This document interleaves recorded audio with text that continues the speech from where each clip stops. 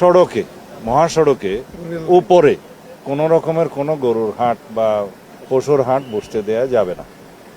আর rail লাইনের অন্তত এমন দূরবর্তী স্থান নির্ধারণ করতে হবে যাতে রেল লাইন কোনো ব্লকেজ না হয় এবং পশুর পারাপারের সাথে যাতে রেল লাইনের চলাচলে কোনো অসুবিধা না হয়।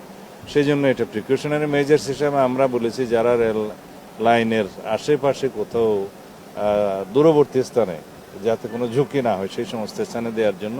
আর সিটি কর্পোরেশন যদি আরও সংখ্যায় বাড়ানোর প্রয়োজন হয় এমন কোনো স্থানে পশুর হাটের ব্যবস্থা করবেন যাতে সড়কের উপরে কোনো রকমের কোনো ঝুঁকি সৃষ্টি না হয়, সড়কের উপরে যাতে পশুর হাট না হয়। আর কিছু আছে?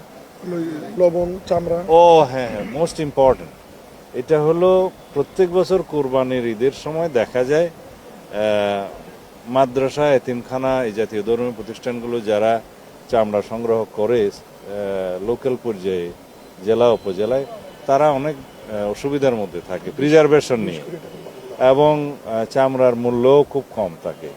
এই বিষয়ে মাননীয় প্রধানমন্ত্রীর সংশ্লিষ্ট দপ্তরগুলোর সাথে কথা বলবেন।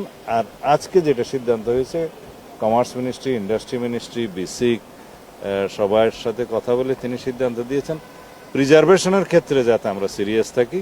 সেই জন্য এখন থেকে জেলা উপজেলা পর্যায়ে ট্রেনিং, প্রচারণা এবং বিনামূল্যে লবণ সরবরাহ এগুলো করা হবে। সেই জন্য আজকে তিনি বাজেট দিয়ে দিয়েছেন যাতে করে চামড়া নষ্ট না হয় এবং ঢাকা অভিমুখে যাতে 7 দিন চামড়াগুলো না আসতে পারে। এই জন্য যে ক্রমান্বয়ে আসলে আমাদের এখানে যে ট্রিটমেন্ট প্ল্যান্ট আছে তার উপরে প্রেশারটা কম পড়ে, যেটা সেন্ট্রাল ট্রিটমেন্ট প্ল্যান্ট আছে সিইটিপি বলে বোধহয়, সেখানে আমাদের যে ধারণ ক্ষমতা, ট্রিটমেন্টের ক্ষমতা, তার উপর যাতে প্রেশার না পড়ে সেই জন্য পর্যায়ক্রমে এই চামড়াগুলো আসতে হবে।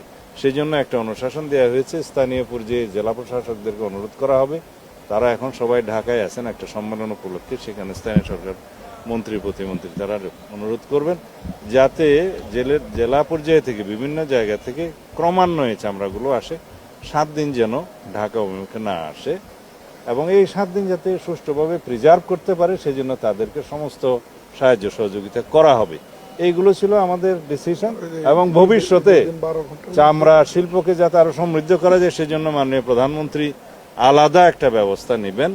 এই ইন্ডাস্ট্রিকে কিভাবে ডেভেলপ করা যায়, সেন্ট্রাল ইটিপির ক্যাপাসিটি যাতে বাড়া যায় এবং যেগুলো ব্যক্তি মালিকানা অথবা বিভিন্ন কোম্পানি যারা এই চামড়া শিল্পের সাথে জড়িত তাদেরকে তাদের ইন্ডাস্ট্রিতে যাতে ইটিপি স্থাপন করা যায়। অনেকে করেছেন, বড় বড় যারা কারখানার মালিক, বাকিগুলো তো যাতে করা যায় সেই জন্য তিনি ব্যবস্থা নেবেন এবং সবাইকে অনুরোধ করেছেন। কোরবানির পরবর্তী যে বিষয়টা মোস্ট ইম্পর্টেন্ট সেটা হলো যে বর্জ্য ব্যবস্থাপনা।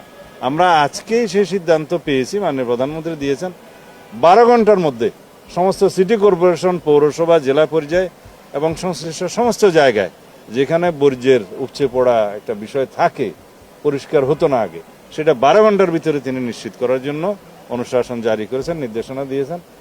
সিটি কর্পোরেশনের 2 জন প্রশাসক এখানে ছিলেন। আর আগামী কয়েকদিনের মধ্যে স্থানীয় সরকার মন্ত্রী, প্রতিমন্ত্রী ওনারা সারা দেশে সিটি কর্পোরেশনের প্রশাসক এবং মেয়রদের সাথে বসবেন, জেলা প্রশাসকদেরকে নির্দেশনা দিবেন।